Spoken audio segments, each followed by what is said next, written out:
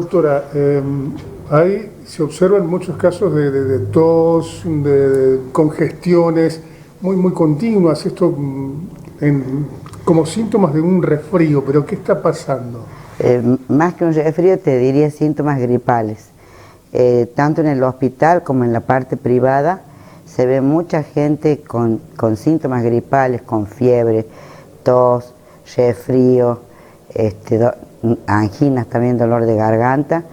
Creemos que aparentemente debe ser una virosis, a ciencia cierta exactamente no sabemos, pero sí te puedo decir que es bastante recurrente y que está siendo producto de mucha ausencia, tanto laboral como escolar. Rebelde a veces la fiebre de ceder en los pacientes, y más que todo en los niños. Yo ayer, por ejemplo, estuve en el hospital, muchísimos niños, todos con la misma sintomatología. Hoy fui a San José, también todos los niños con la misma sintomatología. Obviamente que el niño es muy difícil mantenerlo quieto, que no esté descalzo, porque a todos les gusta estar descalzo.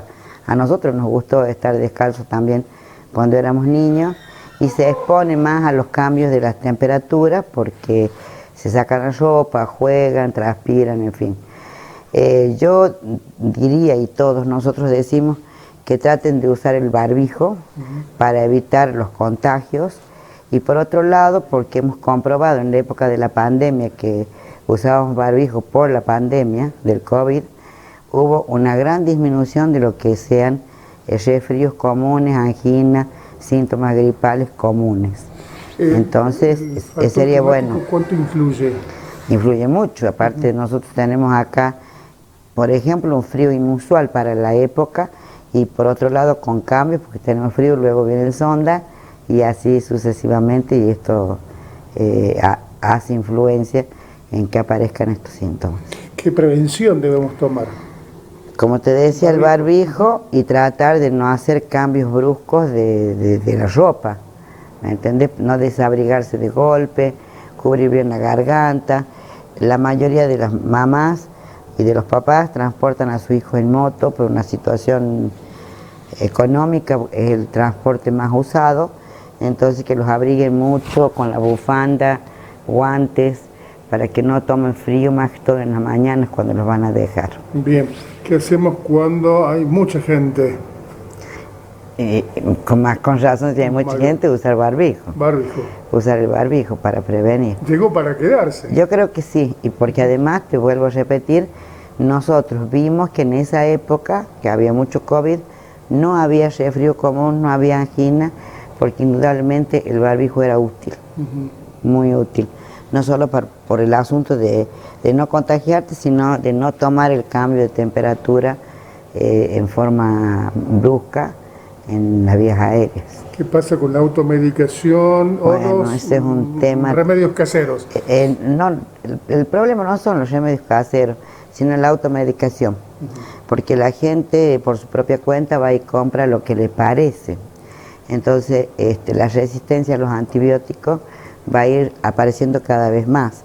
De hecho, hay comunicados, se han hecho estudios y se sabe que la muerte más frecuente en esta próxima década va a ser por la falta de respuesta a los antibióticos, ya que no hace falta que nosotros los recetemos, van y los compran, los receta la vecina, la empleada de la farmacia, aunque no sea farmacéutica, y perdón a las que conozco, pero pasa eso.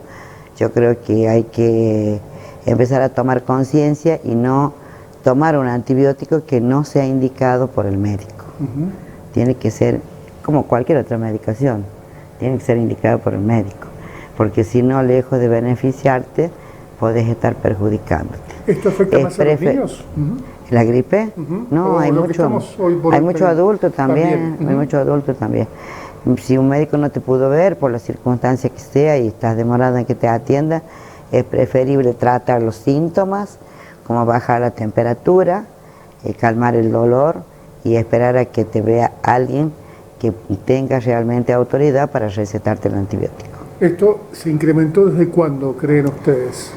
Y en este último mes es cuando más se ve, y te diría que en estas 2 últimas semanas fuertemente.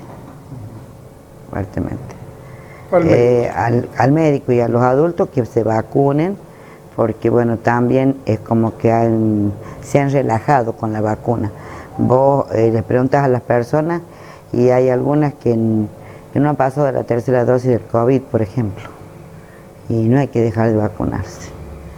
Yo misma tuve COVID, me contagié cuando ya no había COVID, y en realidad había querido hacerme la sexta dosis, en ese momento no había, me descuidé, no me la hice, me fui a Córdoba, me contagié. Si yo me hubiera hecho esa dosis, probablemente no lo tenía. Pero fíjate vos cómo influye, porque hay que aplicarse el refuerzo cada 6 meses.